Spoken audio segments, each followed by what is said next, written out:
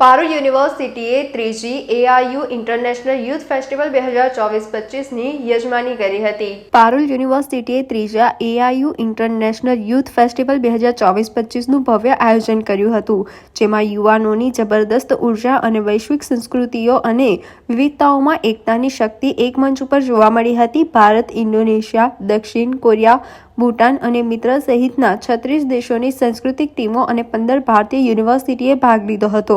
વિવિધ શૈક્ષણિક અને સાંસ્કૃતિક બેકગ્રાઉન્ડ ધરાવતા 700થી વધુ સહભાગીઓએ અલગ અલગ શ્રેણીમાં સ્પર્ધા કરતા રસપ્રદ પરફોર્મિંગ આપ્યા હતા. તેમની પ્રતિભાઓનું પ્રદર્શન કર્યું હતું. મંત્રી મનસુખ માંડવિયા કાર્યક્રમમાં મુખ્ય અતિથિ તરીકે ઉપસ્થિત રહ્યા હતા.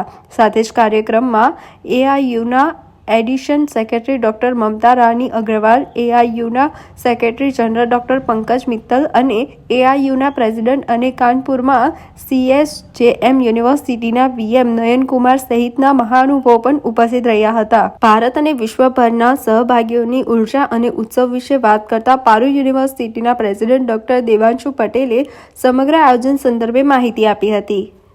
પારુલ યુનિવર્સિટી ત્રીજા વાર્ષિક ઇન્ટરનેશનલ મહોત્સવનું આયોજન કરવામાં આવ્યું. આ થર્ડ એઆઈયુ ઇન્ટરનેશનલ યુવા મહોત્સવ છે, જેમાં એસોસિએશન ઓફ ઇન્ડિયન યુનિવર્સિટી એ સૌથી પ્રતિષ્ઠિત અને સૌથી જૂની સંસ્થા છે, જેના 100 વર્ષ આજે પૂરા થયા. એ 100 વર્ષ પૂરા થયા નિમિત્તે લગભગ 36 અલગ અલગ દેશોની આર્ટિસ્ટ ટીમે ભાગ લીધો અને એમને પરફોર્મન્સ આપ્યા છે. આ એક યુવાઓને મંચ પૂરું પાડવાનું, પ્રોત્સાહન આપવાનું એક નિમિત્ત પારુલ યુનિવર્સિટી બની છે. તો એના માટે સૌ યુવાઓ માટે સૌભાગ્યની વાત છે. આજે આ થર્ડ એઆઈયુ ઇન્ટરનેશનલ મહોત્સવ નિમિત્તે લોક લાગણીને અને યુવાઓની લાગણીને માન આપી અને શ્રીમાન મનસુખજી માંડવિયા આજે ચીફ ગેસ્ટ તરીકે ઉપસ્થિત રહ્યા. મનસુખજી મિનિસ્ટર છે યુવા અને સ્પોર્ટ્સના, પ્લસ એ શ્રમ અને રોજગાર મંત્રી પણ છે. તો આજે આ નિમિત્તે એમને પ્રોત્સાહન પૂરું પાડ્યું છે. આ ઉપરાંત પારુલ યુનિવર્સિટીના સ્ટેજ ખાતે અહીંના લોકલાડીલા MP ડૉક્ટર હેમાંગ જોશી અને MLA સાહેબ અને એઆઈયુના president doctor Vimal Pathak, doctor Mamata Banerjee અને ડૉક્ટર પંકજ મિત્તલ પણ ખાસ ઉપસ્થિત રહ્યા હતા.